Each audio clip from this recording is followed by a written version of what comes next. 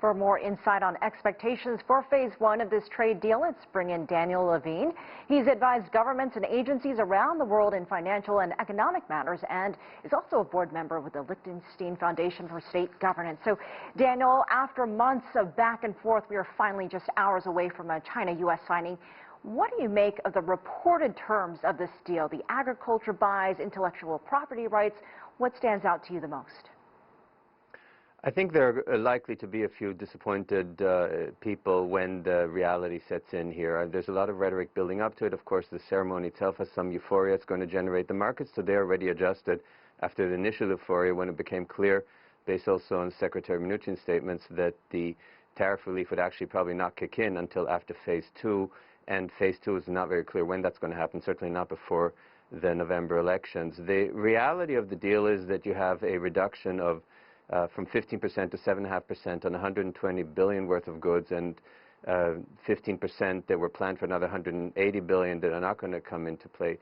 But you still are left with 360 billion worth of Chinese imports that are going to be touched with tariffs, or penalized with tariffs, I should say.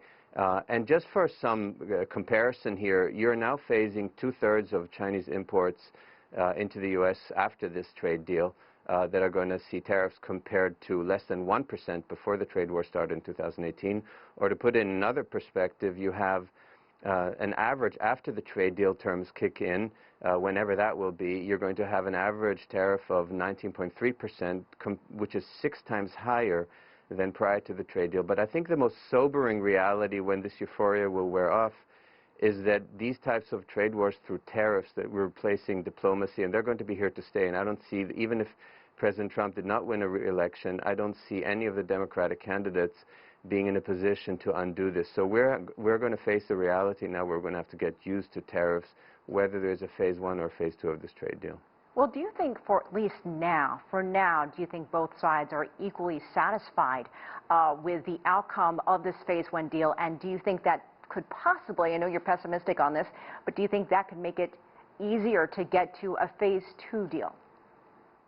I think there's some satisfaction because both sides got some of what they wanted. I think the devil will be in the detail, and some of it will get lost in translation, literally and figuratively, in the sense that you're looking, for example, on the Chinese side of purchase commitments of about $200 billion, 75 billion manufactured goods, 50 billion energy, 40 billion agriculture goods, which is a 34 billion increase, another 40 billion in services. It's not realistic to expect these purchase commitments to be filled, and the question you then have is whether that's going to in turn again re-trigger retaliatory tariffs. Given the current situation of the Chinese economy, just not realistic expectations.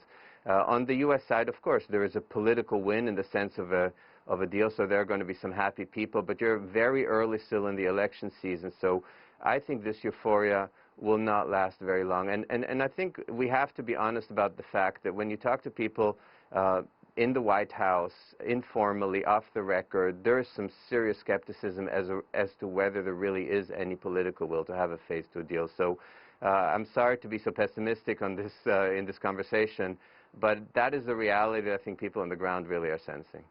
Daniel, we know that businesses, industries, executives in both countries have been watching these negotiations very closely. But what about global reaction to this phase one deal? Talk to us about the impact outside of China and the United States for people all over the world. How would you advise them?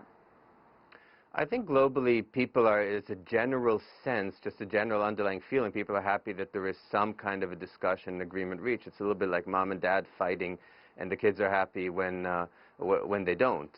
But beyond that, in terms of meaningful impact, for example, the whole Huawei issue that you and I have discussed previously is not included in this term. It's something that is very much of global concern. The U.S. has been pressuring the United Kingdom, including the elected Mr. Johnson in December, not to relent on the whole 5G issue. So there are a lot of major trade and technology issues that haven't yet been concerned. I think they're going to be happy people who are directly affected, companies that are going to have a direct benefit on both sides of this trade deal. But on the global sense, after the initial relief, that there is some discussion and that the crazy tariff talk has ended just very briefly, I think the reality will set in again, and I think we're going to be back to a sobering situation between U.S. and China that's going to impact it globally too. Daniel Levin, always great to get your take. Thank you so much for joining us from New York. Thank you.